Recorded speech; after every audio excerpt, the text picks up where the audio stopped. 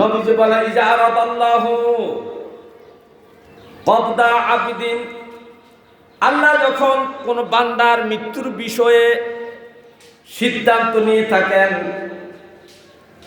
মরণ ঘটানোর ইচ্ছা প্রকাশ করে থাকেন, তখন জাআলা লাহু ফি হাজাতান, ওই স্থানে তাকে নেওয়ার জন্য তার একটা সমস্যা ঘটায় দেন। একজনের মৃত্যুবরণ লেখা আছে মাদায়া বিশ্ব রোডের মধ্যে, তার মরণ লেখা হয়েছে। এখন লোকটা আছে চান্দিনায় দোকানদারি করে, কিন্তু তার মরণ লেখা আছে মাদায়া বাজারে, গাড়ি অ্যাক্সিডেন্ট করে মরবে।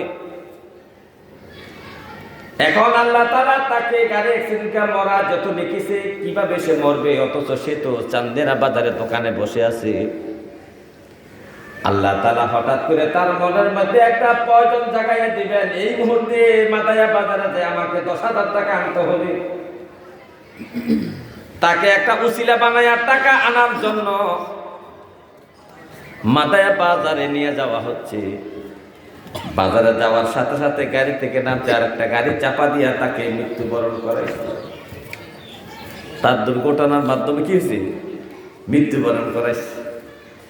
এই কথাটা নবীজি বলেছেন ইজা আরাদাল্লাহু কবদা আবদিন বিআরদিন, হে আমার উম্মত তোমরা জেনে রাখো, আল্লাহ তাআলা কোন মানুষের মরণ যখন কোন জমিনের মধ্যে, কোন স্থানের মধ্যে, কোন জায়গায় নির্ধারণ করে থাকেন, ইচ্ছা পোষণ করে থাকেন, তখন তার মরণ ওই জায়গায় হওয়ার জন্য, ওই জায়গায় মৃত্যুবরণ করানোর জন্য তাকে একটা প্রয়োজন সৃষ্টি করে দেন, হাজত সৃষ্টি করে দেন।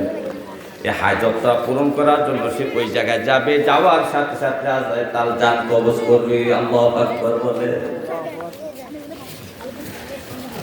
তা আমাদেরকে মৃত্যুবরণ করতে হবে। এই যে আমাদের মৃত্যুর সময়, আমাদের মৃত্যুর সময়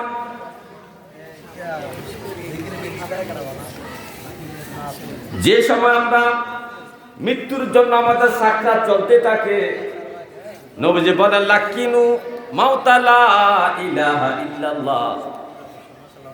যখন একটা মানুষ মৃত্যুর জন্য ছটফট করতে থাকে, তার কানের কাছে যাইয়া, তার কাছে যাইয়া কলমা শরীফে তালকিন করো। কি করবে? কলমা শরীফে তালকিন করবে। নবীজি অন্য জায়গায় বলেন আহদারু মাউতাকুম ওয়া লাকিনুহুম লা ইলাহা ইল্লাল্লাহ। মৃত্যু আসন্ন ব্যক্তির, মৃত্যু আসন্ন ব্যক্তির সামনে তোমরা হাজির হয়ে যাও, ওয়ালাকিনুহুম, এবং তাকে তালকিন দিতে থাকো লা ইলাহা ইল্লাল্লাহ মুহাম্মাদুর রাসূলুল্লাহ সাল্লাল্লাহু আলাইহি ওয়াসাল্লাম, এই তালকিন তাকে দিতে থাকো। ওয়ায়াবশিরুহুম বিল জান্নাহ, এবং তাকে জান্নাতের সুসংবাদ দাও। যে ভাই টেনশনের কারণ নাই, আপনি মৃত্যুবরণ করবেন তো ভালো জিনিস, আপনি আপনার মালিকের দিদারে চলে যাবেন। কবরে গেলে আল্লাহর নবীকে আপনি দেখতে পাইবেন। আপনি তো ভালো কাজে যাচ্ছেন, যে কাজের জন্য আপনি এতদিন অপেক্ষায় ছিলেন, নামাজ, রোজা, হজ, যাকাত, জিকির, আজকার, দুরূদ শরীফ সব কিছু করেছেন আপনার পরকালটা সুন্দর হওয়ার জন্য, আল্লাহর সাথে দিদারের জন্য, নবীর সাথে দিদারের জন্য। এই জন্য আপনি নামাজ পড়েছেন, জিকির করেছেন, দুরূদ শরীফ পড়েছেন, হালাল কামাই করেছেন, সত্য কথা বলেছেন, মিথ্যা থেকে দূরে বাঁচছেন, মা বাবার সেবা করেছেন, পিসাবে কেসে মুরিদ হয়েছেন, তালিম কিনেছেন পরকালটা সুন্দর হওয়ার জন্য। এখন আপনি পরকালে যাওয়ার সময় হয়ে গেছে, টেনশনের কারণ নাই, আপনি তো জান্নাতে যাবেন। আপনি কত সুন্দর আমল দুনিয়ায় করেছেন, 5 ওয়াক্ত নামাজ পড়েছেন, তালিম তালকিন করেছেন, আপনি ওজিফা তেলাওয়াত করেছেন, কত সুন্দর কাজ আপনি করেছেন, ভাই টেনশনের কারণ নাই, আপনি জান্নাতে যাবেন। এই কথা বলে মুমূর্ষ ব্যক্তির এই সাহস জোগাতে হবে। হে আমার ভাইও, নবীজি বলেন ওয়া ইন্না হালিমা মিনার রিজাল ওয়া নিসাই ইয়াতাহিরা ইন্না যালিকা মাসরুয়া। নবীজি বলেন এটা এমন একটা কঠিন সময় যে বিজ্ঞ এবং জ্ঞানবান বিচক্ষণ মানুষেরা তখন মৃত্যুর সময় কিংবা কর্তব্য বিমূঢ় হয়ে যায়। বিজ্ঞ মানুষেরা, বড় গানবান মানুষেরা, আলেম ওলামা সহ মৃত্যুর সময় কিং কর্তব্য বিমূঢ় হয়ে যায়। কি করবে সে বুঝতে পারে না, কেননা ইন্না শাইতানা আকরাবা, তখন শয়তান তার কাছে চলে আসে।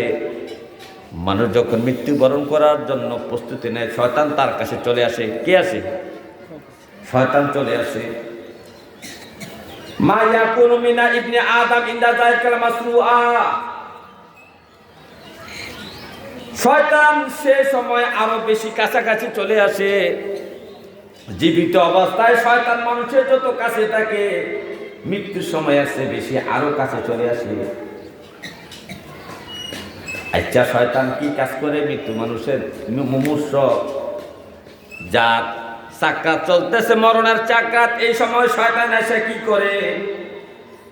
এই কথাটা নবীজি বলে দিয়েছেন। হে আমার ভাইও, গভীর মনোযোগ।